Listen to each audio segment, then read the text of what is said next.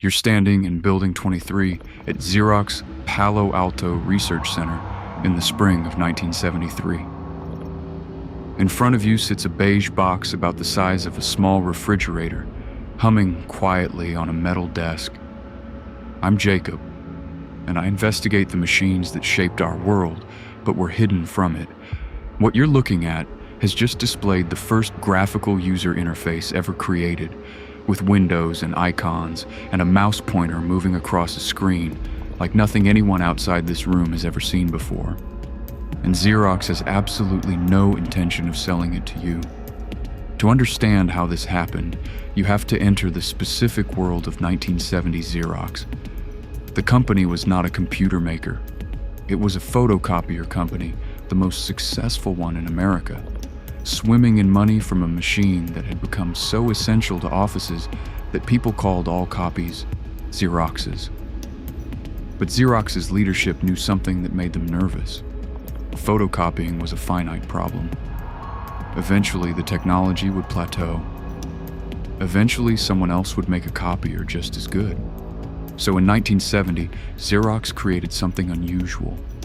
They opened a research laboratory in Palo Alto, California, far away from their Connecticut headquarters, and they told the researchers there to think about the future of information. They gave them almost unlimited funding, almost unlimited freedom, and almost no expectation that anything commercial would come out of it. Bob Taylor ran the computer science laboratory at PARC, which is what they called it. He had come from ARPA, the Advanced Research Projects Agency, where he had helped fund the ARPANET, the early internet. He was not interested in photocopiers. He was interested in what computers might become. Around 1972, Taylor and his team decided they would build an experimental computer. Not for sale, not for profit. A machine designed purely to explore what a personal computer could be if nobody was watching and nobody had to answer to accountants. That machine was the Alto. The first one was completed in April 1973. It had a 3 megahertz processor, which sounds absurdly slow to you now, but was respectable then. It had a 128 kilobytes of RAM, enough to run text and small graphics.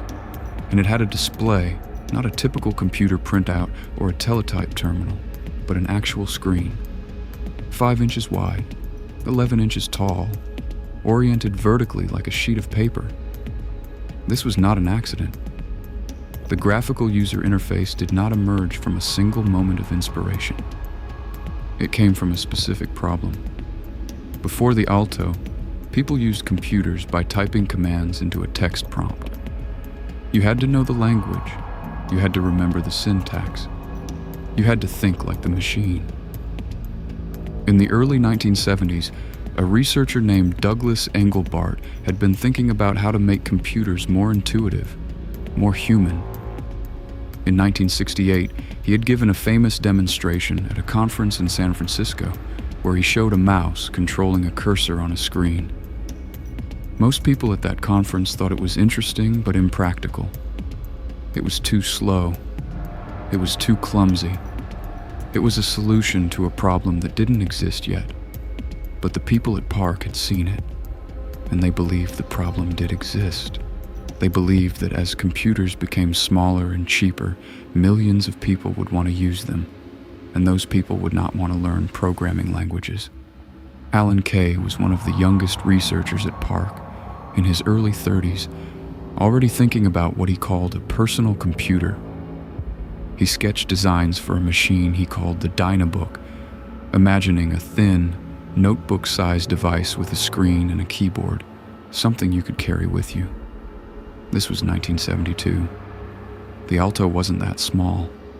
It was desktop-sized, but it was the closest anyone had come to making that dream tangible.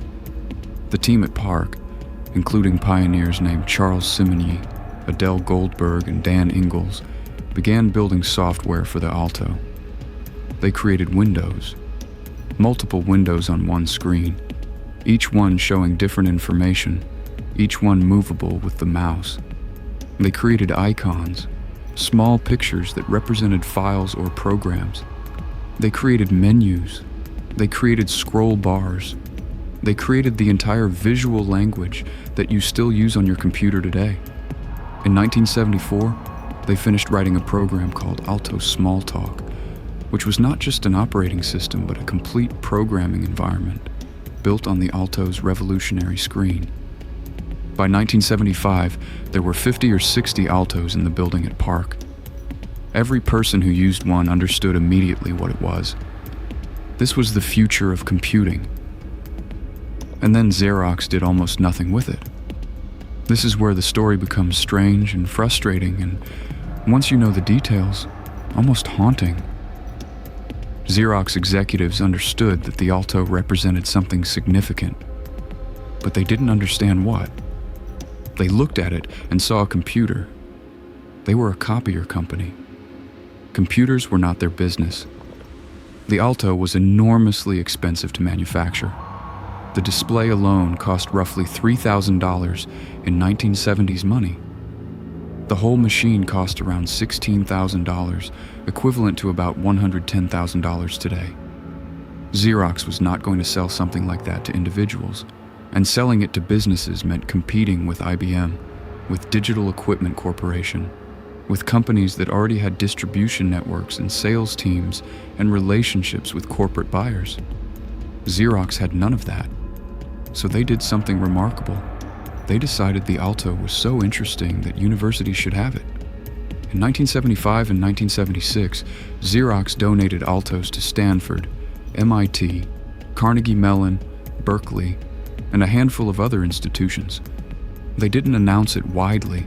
They didn't promote it. They simply said, "Here's this machine, use it for research." In the Xerox corporate culture at the time, research belonged in the research building. Profits belonged in the corporation. The two were meant to stay separate. People have spent decades trying to understand why this happened. Some say Xerox management genuinely didn't see the commercial potential. Some say the company was too committed to its existing business model to disrupt it. Some say it was a cultural problem, that the people running Xerox in Connecticut didn't understand Silicon Valley, didn't understand researchers, didn't understand that the future was being written in that building in Palo Alto. What's certain is that between 1975 and 1985, something extraordinary occurred. Thousands of researchers and graduate students at those universities used the Alto and its successors. They saw the graphical interface. They understood what it meant, and some of them went on to found companies. Steve Jobs visited PARC in 1979 and saw the Alto running its interface. He saw windows and icons and a mouse. 2 years later, Apple released the Lisa, which was not a copy of the Alto but was clearly inspired by it. 3 years after that, Apple released the Macintosh, which made the graphical interface mainstream. Microsoft watched the Mac and built Windows. The entire visual computing landscape that followed emerged from that Xerox decision to give the Alto away instead of sell it. Within 20 years, billions of people would be using interfaces that were invented on a machine that Xerox never sold. The company that created the graphical user interface made no money from it. They didn't even try. Xerox had handed the future to the world and then seemed surprised when the world ran with it. The Alto was a machine ahead of its time, designed in a place where time didn't matter. It was shelved because the company that owned it couldn't see what it was worth. But somewhere, in another country, in another ideology, people were watching. They were watching American research. They were watching what Silicon Valley was doing. And they were building their own response in secret with technology you've probably never heard of. That story and what happens when a superpower tries to catch up to the future is where we're going next.